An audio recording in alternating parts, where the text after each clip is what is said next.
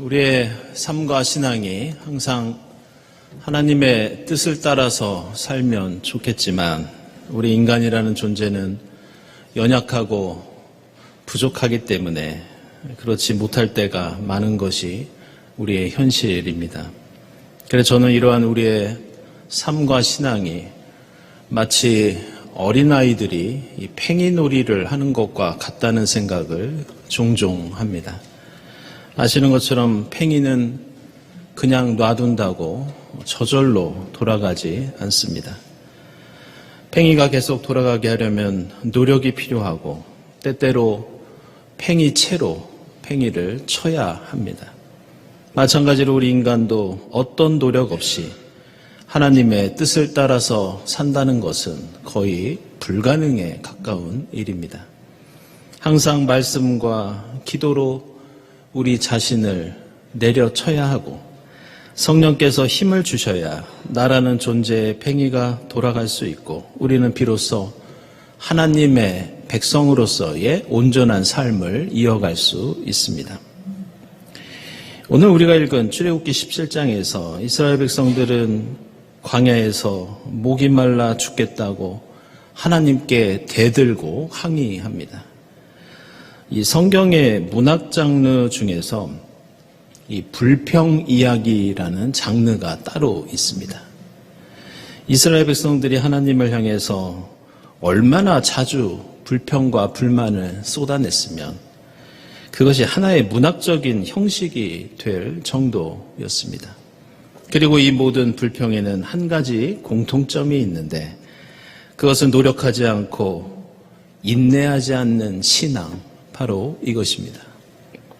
아시는 것처럼 이스라엘 백성들은 출애굽 과정에서 지금까지 수많은 기적과 은혜를 체험해 왔습니다.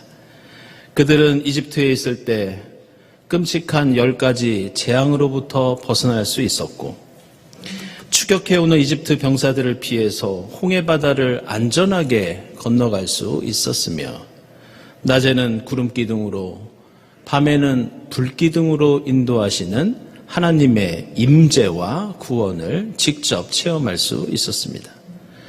그리고 오늘 본문 바로 앞에 나오는 출애굽기 16장에서는 역시 그들이 배가 고프다고 아우성을 칠 때 하나님께서는 하늘에서 만나와 메추라기를 내려주셨습니다. 이스라엘 백성들이 이집트를 탈출한 이래로 그들은 항상 광야에 멈춰서고 싶었고 그 길을 포기하고 싶었고 때로는 이집트로 되돌아가겠다고 그렇게 항의를 했습니다. 그러나 그때마다 하나님이 베풀어 주신 기적과 은혜는 이들이 계속해서 가나안을 향해 가도록 만드는 마치 팽이가 돌아가는 것 같은 원동력으로 기능을 했습니다. 지금까지 경험했던 기적과 은혜라면 분명히 하나님께서 자신들을 목말라 죽게 하지 않으실 거라고 믿고 인내해야 할 텐데 그들은 하나님께 대항하면서 심지어 모세를 죽이려고 합니다. 그래서 오늘 출애굽기 말씀은 이러한 인간의 안타까운 모습을 두 단어로 요약해서 보여주고 있습니다.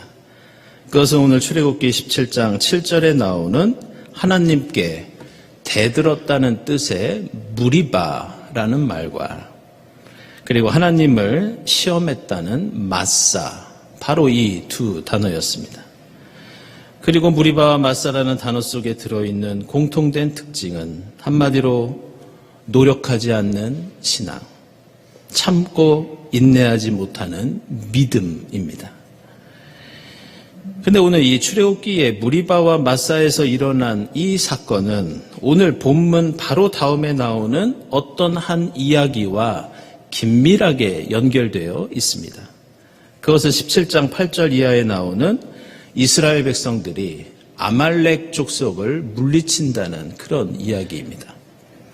아말렉 족속은 이스라엘 사람들을 공격했지만 여기서 모세와 아론과 훌은 언덕 위로 올라가서 하나님의 지팡이를 들고 인내하면서 끝까지 버텼을 때 이 싸움에서 이길 수 있었습니다. 그런데 여기서 하나님의 지팡이를 붙잡고 팔을 내리지 않고 끝까지 버티는 것을 히브리어로 뭐라고 하느냐? 에무나 이렇게 부릅니다. 우리가 기도하고 찬송할 때마다 고백하는 아멘이라는 말이 바로 이 에무나에서 온 말입니다. 따라서 아멘은 버티는 것, 참는 것, 인내하는 그런 뜻입니다. 따라서 오늘 출애굽기 17장에는 광야라는 어려운 환경 속에서 견디지 못하고 하나님을 의심하고 시험했던 마사, 이 마사의 죄악과 하나님을 신뢰하고 하나님 앞에서 버티고 참아냈던, 그래서 아말렉 사람을 물리쳤던 아멘의 신앙이 대조되게 나오고 있습니다. 근데 오늘 이 출애굽기 말씀에는 우리가 주목할 만한 중요한 장면 하나가 나오는데, 그것은 우리가 전혀 예상하지 못했던 야훼 하나님의 새로운 모습이었습니다. 오늘 출애굽기 본문을 보면 이스라엘 자손이 르비딤에 진을 치고 목이 말라 죽겠다고 불평하면서 왜 자신들을 이집트에서 데리고 나왔느냐고 대들기 시작합니다. 그때 모세는 이 사태를 제가 어떻게 해야 하느냐고 하나님께 부르짖고 간구합니다. 그러자 하나님께서 이스라엘 백성들 앞에서 바위가 갈라져서 샘물이 나오게 해주시겠다고 이런 약속을 하십니다. 그런데 오늘 본문에서 우리가 주목해야 하는 중요한 장면이 하나 나오고 있는데, 그것은 바로 17장 6절 말씀입니다.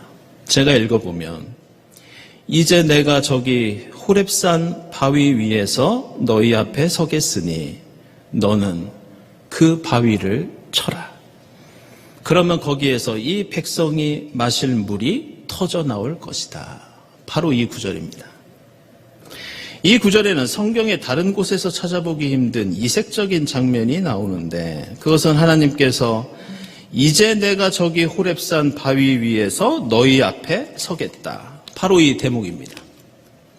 성경에서 하나님과 인간이 만날 때 대부분 그 모습은 하나님이 인간 앞에 서는 것이 아니라 인간이 하나님 앞에 서는 겁니다. 인간은 죄인으로서 하나님이 지으신 피조물로서 항상 하나님 앞에 서서 잘못을 뉘우치거나 벌을 받거나 하나님의 음성을 듣거나 지혜와 힘을 얻는 것이 일반적인 모습입니다. 그래서 신명기 19장 17절을 보면 백성들이 재판을 벌일 때 소송하는 양쪽은 마치 재판장 앞에 서는 것처럼 하나님 앞에 섭니다. 주님 앞에 나와서 재판을 받습니다. 신명기 17장에서도 사람들은 하나님 앞에 나와 하나님께 말씀드리고 하나님의 명령을 듣는 것이 일반적인 모습이었습니다. 그런데 오늘 출애굽기에서는 하나님이 마치 판결을 기다리는 죄인처럼, 마치 빌라도와 대제사장 앞에 선 예수 그리스도처럼 하나님께서 사람들 앞으로 나와 서시겠다고 말씀하고 있습니다. 그런데 이러한 파격적인 하나님의 모습은 이것으로 끝나지 않습니다. 6절 말씀에서 또 다른 특별한 장면으로 이어지고 있는데, 그것은 너는 바위를 쳐라. 그러면 거기에서 백성들이 마실 물이 터져 나올 것이다. 바로 이 말씀입니다. 우리는 이 대목을 단순히 호렙산에 있던 어떤 바위를 지팡이로 치면 그 바위가 갈라져서 물이 나오는 것처럼 이해하고 있지만, 사실 여기에는 매우 중요하고 깊은 신학적인 의미가 담겨 있습니다. 이 바위라는 단어는 히브리어로 추르라고 하는데, 이것은 일반적인 바위가 아니라 성경에서는 주로 반석으로 번역합니다. 그런데 이 반석이 누구를 가리키느냐? 바로 하나님입니다. 예를 들어 신명기에서 모세는 이스라엘 백성들에게 마지막 고별 설교를 하면서 지금까지 자신이 경험한 우리를 인도해 주신 하나님이 어떤 분이시고 우리가 그동안 이 광야길을 걸어오는 동안 어떤 사건들을 겪었는지 회상하는 장면이 나옵니다.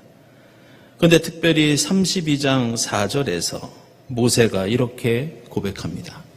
하나님은 반석이시다. 이어서 모세는 15절과 18절에서 오늘 출애굽기의 무리바와 마사 사건을 상기시키는데 그곳에서 이렇게 설명합니다. 이스라엘은 먹거리가 넉넉해지고 실컷 먹고 나더니 자기들을 지으신 하나님을 저버리고 자기들의 반석이신 구원자를 업신여겼다. 너희는 너희를 낳은 바위를 버리고 너희를 낳은 하나님을 잊었다. 결국 모세는 오늘 출애굽기 17장에 나오는 이 사건을 회상하면서 하나님을 바위와 반석과 동일시하고 있습니다. 그리고 이스라엘 백성들이 목이 마르다고 불평하면서 그 반석이 되신 하나님을 업신여겼다고 비판하고 있습니다.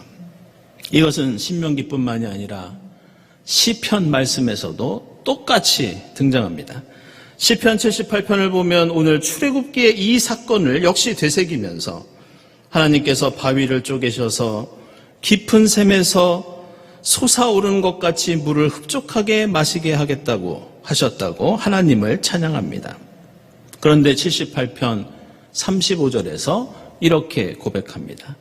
그제서야 그들은 하나님이 그들의 반석이심과 가장 높으신 하나님이 그들의 구원자이심을 기억하였다. 이것은 이스라엘 백성들이 예배를 드릴 때마다 찬송으로 기도로 고백했던 시편 95편도 마찬가지입니다. 95편 1절을 보면 오너라 우리가 주님께 즐거이 노래하자. 우리를 구원하시는 반석을 보고 소리 높여 외치자. 이렇게 찬송합니다. 그러다가 8절에서 무리바에서처럼 마사 광야에 있었을 때처럼 너희의 마음을 완고하게 하지 말아라. 이렇게 오늘 출애굽기에서 하나님께 대들었던 그 장면을 상기시키면서 하나님을 반석으로 고백하고 있습니다. 이처럼 오늘 출애굽기에서 지팡이로 내려쳐서 샘물이 나오게 했던 그 반석, 그 바위, 그것은 단순한 돌이 아니라 모세는 그것을 하나님이라고 고백하고 있습니다. 게다가 바위를 치라고 할 때 여기서 치다라는 히브리어 단어는 낙하라고 하는 단어를 쓰는데 이것은 그냥 한번 툭 치는 것이 아니라 쳐 죽이다 이런 뜻을 가지고 있습니다. 결국 오늘 출애굽기에서 목이 말라 죽겠다고 대들던 이스라엘 백성들에게 주셨던 하나님의 생수는 단순히 돌이 갈라져서 흘러나왔던 샘물이 아니었습니다. 마치 금나와라 뚝딱 하는 것처럼 도깨비 방망이 같은 마술로 돌을 쳐서 얻은 샘물이 아니라 하나님께서 자기 자신을 죽음에 이를 정도로 내려치셔서 우리에게 베풀어 주신 생명의 물이 오늘 이스라엘 백성들이 마셨던 그 샘물이었습니다. 오늘 말씀을 보면 이스라엘 백성들은 목이 마르다고 모세를 돌로 쳐서 죽이려고 합니다. 따라서 지팡이로 내려쳐야 하는 것은 하나님 자신이 아니라 오히려 이스라엘 백성이었습니다. 그러나 하나님께서는 마치 예수께서 우리의 죄를 사하시기 위해서 스스로 죄인이 되셔서 채찍에 맞고 십자가를 지신 것처럼 하나님도 야훼 하나님도 백성들 앞에서 자신을 죄인처럼 낮추시고 자신을 내려치셔서 이스라엘에게 생명을 베풀어 주신 사건이 오늘 출애굽기의 말씀입니다.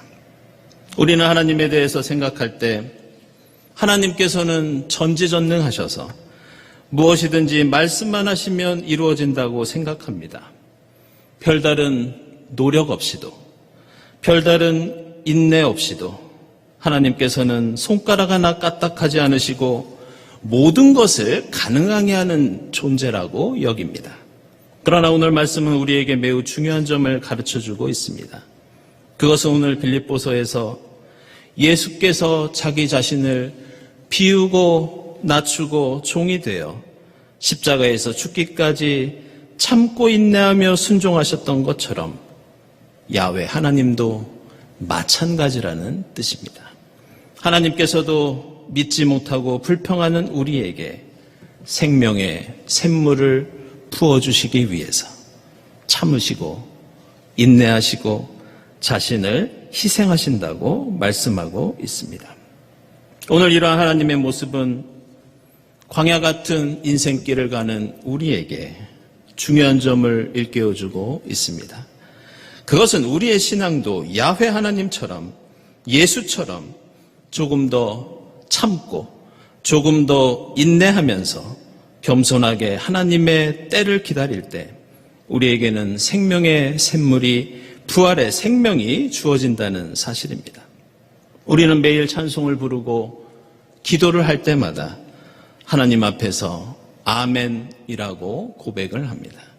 이 아멘은 우리도 하나님처럼 예수처럼 참고 이겨내면서 주님 뜻을 이 땅에 이루겠다는 결단이자 우리의 고백입니다. 창조절 5번째 주일을 보내면서 이러한 인내와 이러한 노력을 통해서 주님 주시는 생명의 샘물을 흡족히 마시고 이 샘물을 이웃과 함께 누리는 여러분이 될 수 있기를 바랍니다. 기도하겠습니다. 하나님 감사합니다. 부족하고 연약한 저희에게 항상 만나와 메추라기를 내려주시고 생명의 샘물을 베풀어 주시니 감사합니다. 약속의 땅을 향해 가는 저희의 삶과 믿음이 주님처럼 겸손하게 하시고 어떤 고난에도 인내하며 주님만을 의지할 수 있도록 인도해 주시옵소서. 예수 그리스도의 이름으로 기도드리옵나이다. 아멘.